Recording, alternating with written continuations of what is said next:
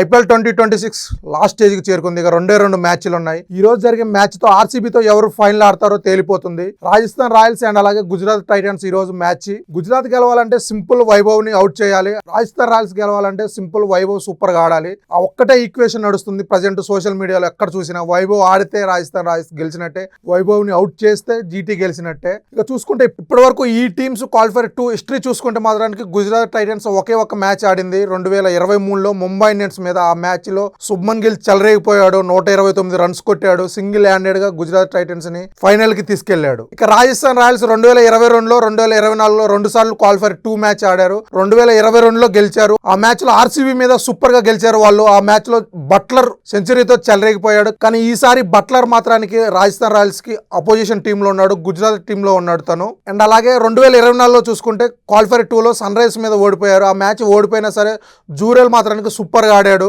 So Rajasthan Royals ఇప్పటి వరకు 2 సార్లు క్వాలిఫైర్ 2 మ్యాచ్ ఆడితే 2 సార్లు ఓడిపోయారు. ఇక టీమ్స్ చూసుకుంటే రాజస్థాన్ రాయల్స్ ముగ్గురు మీదే బాగా డిపెండ్ అవుతుంది. ఒకళ్ళు సూర్యవంశీ, ఇంకొకళ్ళు జూరెల్ అండ్ ఇంకొకళ్ళు బౌలింగ్ లో వచ్చేసి ఆర్చర్ తప్పించి ఆ బౌలింగ్ లో ఎవ్వరూ లేరు స్ట్రాంగ్ గా. ఇక వైభవ్ మొన్న చూసాం ఎలా చెలరేగిపోయాడో. ఇప్పటికే తన ఆరెంజ్ క్యాప్ రేస్ లో ఉన్నాడు. మోస్ట్ సిక్స్లు తనే, మోస్ట్ స్ట్రైక్ రేట్ తనే.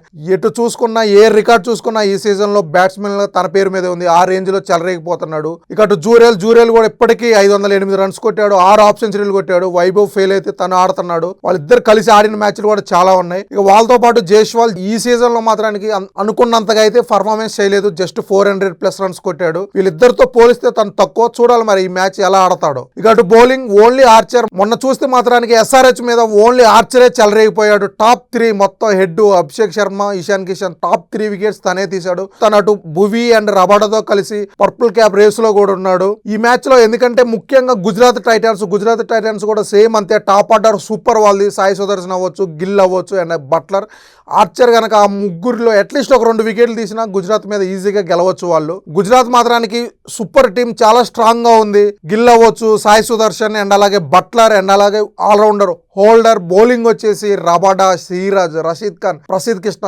ప్రతి ఒక్కళ్ళు ఎక్సలెంట్ గా ఉన్నారు. బౌలింగ్ అండ్ అలాగే బ్యాటింగ్ మిడిల్ ఆర్డర్ సూపర్ గా ఉంది ఆ టీము. హోల్డర్ వచ్చేసి అటు మిడిల్ ఆర్డర్ లో బ్యాటింగ్ మంచి ఫినిషింగ్ ఇస్తున్నాడు అండ్ అలాగే బౌలింగ్ లో కూడా క్రూషియల్ వికెట్లు. మనం చూసుకుంటే విరాట్ కోహ్లీని తనే క్లీన్ బౌల్ చేశాడు క్వాలిఫైర్ 1 మ్యాచ్ లో. హోల్డర్ ఆ టీం కి బాగా ప్లస్ అయ్యాడు. అండ్ అలాగే గిల్ అండ్ సాయి సుదర్శన్ వాళ్ళు ఆరెంజ్ క్యాప్ రేస్ లో వైభవ్ తర్వాత వాళ్ళే ఉన్నారు. వాళ్ళిద్దరు కనుక నిలబడితే మాత్రానికి Gujarat Titans easy win. And వాళ్ళతో పాటు బట్లర్, ఇందాక చెప్పినట్టు బట్లర్ ఆల్రెడీ క్వాలిఫైర్ 2లో సూపర్ సెంచరీ ఉంది తనకి. చూడాలి మరి ఈ మ్యాచ్ తను ఎలా ఆడతాడో, తన సీనియారిటీని ఇలాంటి ఇంపార్టెంట్ నాకౌట్ మ్యాచ్ లో ఎలా యూజ్ చేసుకుంటాడో. ఇక్కడ ఇదే గ్రౌండ్ లో మన రాజస్థాన్ రాయల్స్ సన్ రైజర్స్ మీద ఆడింది. అది వాళ్ళకి చాలా ప్లస్. అండ్ ఈ సీజన్ లో ఇంతవరకు గుజరాత్ టైటన్స్ ఇక్కడ మాత్రానికి ఒక్క మ్యాచ్ కూడా ఆడలేదు. అది వాళ్ళకి కొంచెం మైనస్ అనుకోవచ్చు. ఇక ఈ పిచ్ చూసుకుంటే ఫస్ట్ మొన్న మాట్లాడుకుంటూ ఇది బౌలింగ్ పిచ్ అన్నారు, కానీ వైభవ్ మాత్రానికి సూపర్ గా చెలరేగిపోయాడు. వైభవ్ దాటికి 240+ స్కోర్ కొట్టారు వాళ్ళు. ఆ తర్వాత ఎస్ఆర్హెచ్ కూడా వాళ్ళు కూడా టాప్ ఆర్డర్ మొత్తం ఫెయిల్ అయిన 190+ కొట్టారు. సో బౌలింగ్ పిచ్ అన్నారు కానీ బ్యాటింగ్ కి బాగా సహకరించింది. ముఖ్యంగా ఈ మ్యాచ్ లో ఎవరు గెలిస్తే వాళ్ళు ఫైనల్ కి వెళ్తారు. రాజస్థాన్ రాయల్స్ ఇప్పటి వరకు 2 సార్లు ఐపీఎల్ ఫైనల్ ఆడింది. 2008లో అండ్ అలాగే 2022లో.